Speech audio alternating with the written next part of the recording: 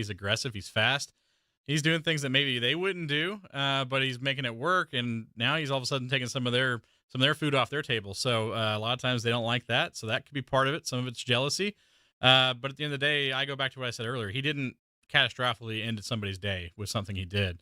So from that aspect, I think we're maybe overblowing it a little bit. Now that could come back to bite me in a few races if he's doing the same stuff and it does catastrophically impact somebody's day.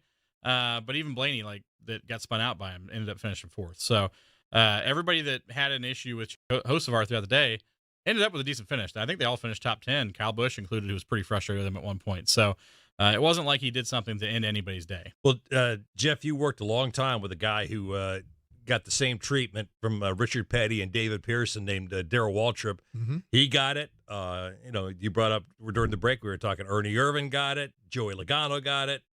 Like I said, it's a time-honored tradition. Well, everybody goes through it because sooner or later you're going to run into somebody that's got more experience than you do, and everybody's going to be mad because you're too wild, you're out of control, you ain't thinking, you're an idiot.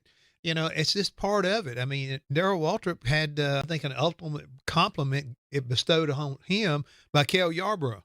Jaws. It's like, That's right. He had the gift of gab. So anytime anything come out, Darrell would twist it and turn it however he needed to make himself look better. And, in the long run, they both respected each other, but you got to sometimes dig your heels in and make sure that everybody needs to respect you. And I think that, Carson is going through that, how would you call it?